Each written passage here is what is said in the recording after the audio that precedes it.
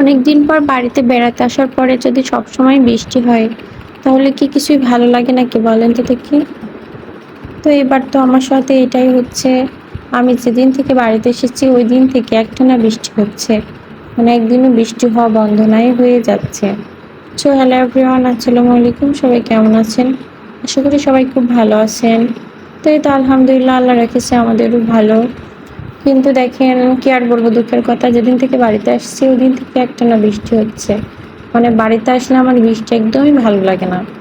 আর যখন বাসায় থাকি, শহরে থাকি, তখন বৃষ্টি হলে বেশ ভালো লাগে। কারণ বাড়িতে এলে বৃষ্টি হলে কি হয়, একদম কাদা মাটি সব জায়গায় ছেঁচড়েতে ঘরদোর নোংরা নোংরা লাগে। আর কোথাও যাওয়া যায় না, কাদা, খুব বিরক্ত লাগে। তো যাই হোক, এই তো এদিকে দেখতে পাচ্ছেন আমি সকালে উঠে ঘরগুলো পরিষ্কার করে নিয়েছি। নিয়ে তো আমার অনেকগুলো থালা বাসন কলের উপর জমা ছিল, এগুলো পরিষ্কার করে নিলাম, মেজে নিলাম। নিয়ে মোটর থেকে পানি ভরে নিলাম বড় ঘড়া ভরে রান্নার জন্য। আর ২টি ইলিশ মাছ ভিজিয়েছি, ইলিশ মাছ ২টা একটু কুটে জাল দিব। তো তারপরে আর কি, তো আমার মেয়ের জন্য একটু নুডলস রান্না করছি গ্যাসের উপর, এটা আর কি ওকে খাওয়াবো। কিন্তু দেখেন ওকে তো খুঁজেই পাওয়া যায় না। আমি রুমে খাবার রেখে বাইরে থেকে খুঁজে নিয়ে আসছি, কিন্তু তাও দৌড়াদৌড়ি করতেছে। মানে খাবে না, শুধু চলে যাবে, কি করবে, কোথায় যাবে, মানে এরকম। বাড়িতে আসলে যে কি করবে এটা বুঝতে পারে না, সবসময় ছোটাছুটি করে। তো আমি আর কি ধরে পড়ে কয়েকটা খাওয়ালাম নুডলস। নুডলস খাওয়াইয়ে নিয়ে তারপরে তো আমি রান্নার জন্য মাছ করতে চলে আসছি। তো এই তো মাছ কেটে মাছটা রান্না করব। তো ইলিশ মাছ কাটতে কার কার ভালো লাগে? আমার কাছে কিন্তু অন্যান্য মাছের থেকে ইলিশ মাছ কাটতে বেশ ভালো লাগে। তো আমার শাশুড়ি বলতেছিল আমি কেটে দিই, কিন্তু আমি বললাম না, যে না থাক, আমি কেটে নিতে পারবো। তো এই তো এর জন্য আর কি ইলিশ মাছটা কলের পরে আমি কুটতে বসে গেছি, কারণ এখানে বটে নিয়ে এসে কুটলে নোংরাটা আর বাইরে হবে না, এখান থেকে ধুয়ে দিলে চলে যাবে। তো এই তো মাছটা কোটা শেষ হয়ে গেছে, আমি কলপাটা একটু সুন্দর করে ধুয়ে দিলাম পানি দিয়ে। ইলিশ মাছটা এখন আমি রান্না করতে যাব। আর এই তো দেখেন বাড়িতে এসে আমার গলা টলা একদম বসে গেছে। কথা শুনে অবশ্যই বুঝতে পারতেছেন, কণ্ঠ শুনে গলাটা একদম দাবা দাবা লাগতেছে। তো এটা আমি ইলিশ মাছ জাল দেওয়ার জন্য এখানে একটু কাঁচা জিরা, পেঁয়াজ আর সরিষা বেটে নিয়েছি। নিয়ে তো এটা রান্না করব। তো এটা আমি কিছুক্ষণ আগে হাত দিয়ে সব মশলাপাতিতে একটু মাখিয়ে রাখছিলাম, ১৫ থেকে ২০ মিনিট মতো। মাখিয়ে রাখলে কি হয়, আমার মনে হয় ইলিশ মাছটার মধ্যে মশলাটা ভালো করে ঢুকে যায়, তাহলে এটা রান্না করে টেস্ট লাগে।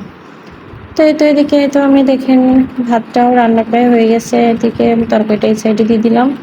আর ভাতের উপর একটা আমার মেয়ের জন্য ডিম সেদ্ধ দিলাম, হাঁসের ডিম। তো এই তো আমার তরকারি রান্না শেষ, সেদিকে আমার ভাতটাও রান্না শেষ। তো ভাতটা রান্নার পরে একটু হাঁড়িটাও পরিষ্কার করে নিচ্ছি।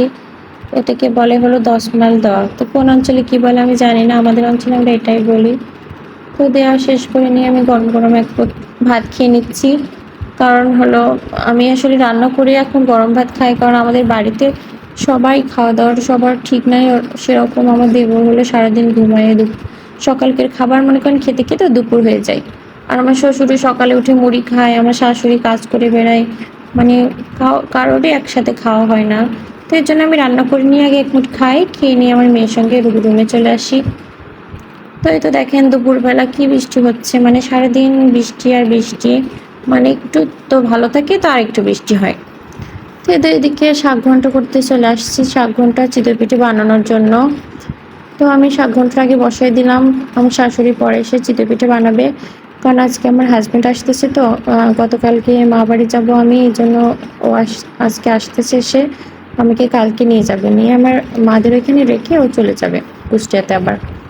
তো এই জন্য আবার আমার শাশুড়ি একটু চিতই পিঠে বানাচ্ছে, ওর আবার একটু শাক ঘন্ট আর চিতই পিঠে অনেক পছন্দ, এই জন্য। তো যাই হোক, তো দেখতে পাচ্ছেন পিঠাগুলোও প্রায় বানানো হয়ে গেছে। আমার মেয়ে তো বসে বসে খাচ্ছে, আমিও কয়েকটা খেলাম শাক ঘন্ট দিয়ে। আসলে আমার হাজবেন্ডের ইদানিং কাজের একটু চাপ বেশি, এই জন্য আমরা আগে আগে চলে আসছি, কিন্তু ও আসতে পারতেছে না। নইলে ও আমাদের সঙ্গে বাড়িতেই থাকে প্রত্যেকবার। তো এই জন্য আর কি সন্ধ্যার দিকে আসবে, মানে আস্তে আস্তে ইশারা যান। আর তো আমার মাদের ওইখানে সকালে দিয়ে তো ৯টা-১০টার মধ্যে আবার বাসায় চলে যাবে, কারণ বাড়িতে ঠিকমতো কারেন্ট থাকে না, ওয়াইফাই ঝামেলা করতেছে, এই জন্য এসে কাজ করতে পারতেছে না। তো এই তো আমার মেয়ের জন্য ছোট্ট একটা ছাতি নিয়ে আসছে, তো এটা নিয়েও খেলা করতেছে। তো যাই হোক, আজকের ভিডিও এতটুকুই। সবাই ভালো থাকবেন, সুস্থ থাকবেন, আল্লাহ হাফেজ।